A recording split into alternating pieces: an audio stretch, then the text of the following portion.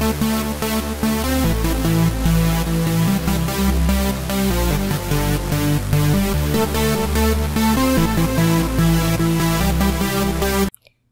guys, Gamers Pokemon Central here, and today we're going to do something that we never did before on the channel, and that's a top 5.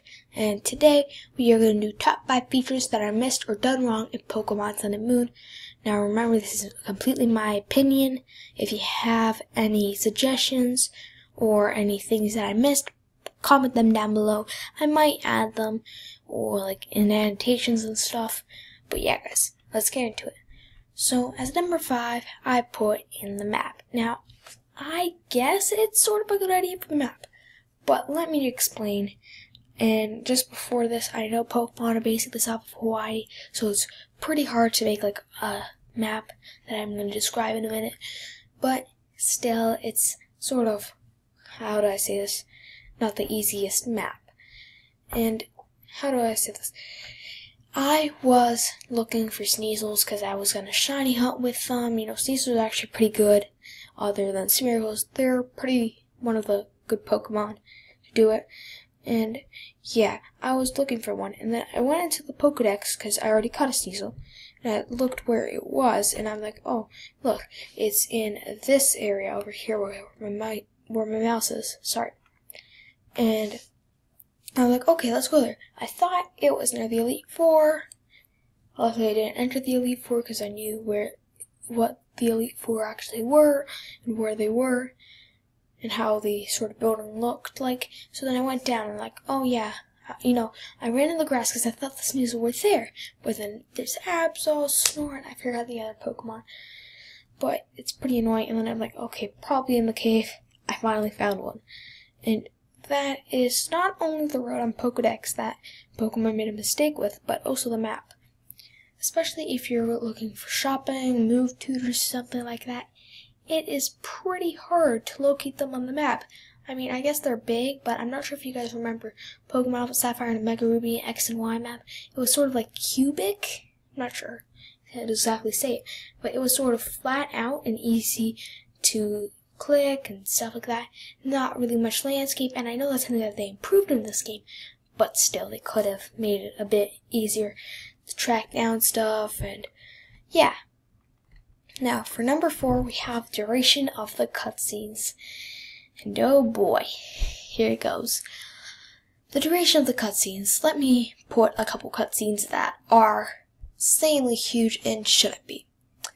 Number 1, the starter cutscene.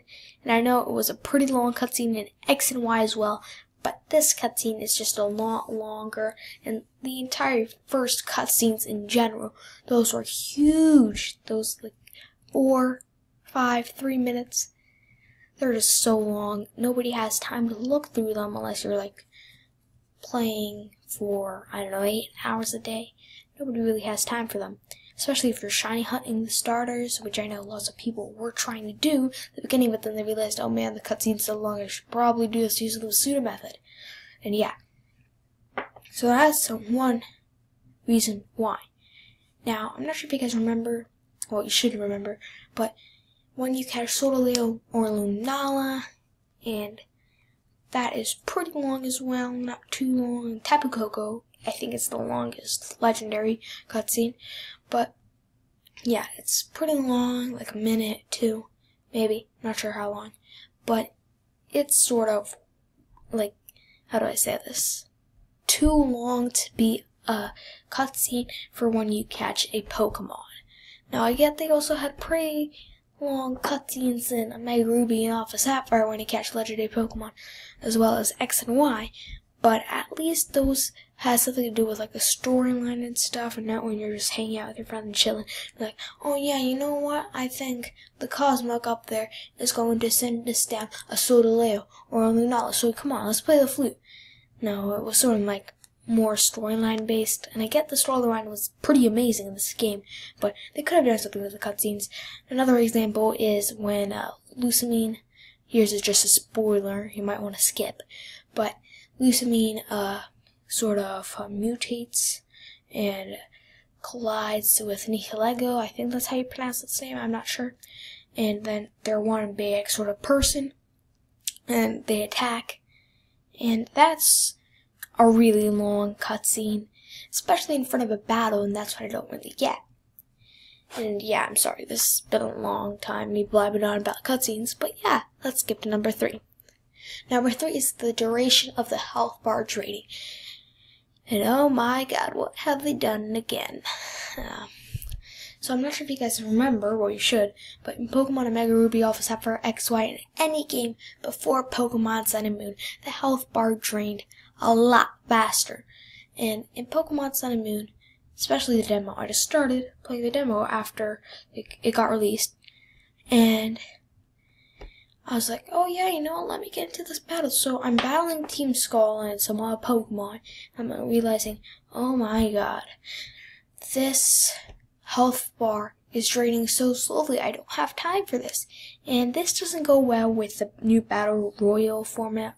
Battle Royale. I'm not sure how you say it exactly. But it is a couple Pokemon and people battling against each other. And you have to watch 2, 3, or even 4 Pokemon's health bar get drained down. And I mean, you get used to it pretty soon. But still, it's something that you have to watch carefully. And that's not the best thing, exactly. For number 2 is the Festival Plaza. And here's just a question of Pokemon. Why did they get rid of the PSS? And the PSS was actually a pretty good thing. You just tap on your bottom screen, tap if you want a link tree, and in 2 seconds, you have a link tree. Tap the battle spot, 2 seconds, you get the battle spot. Tap on the GTS, a little more, like 10 seconds, and you get the GTS.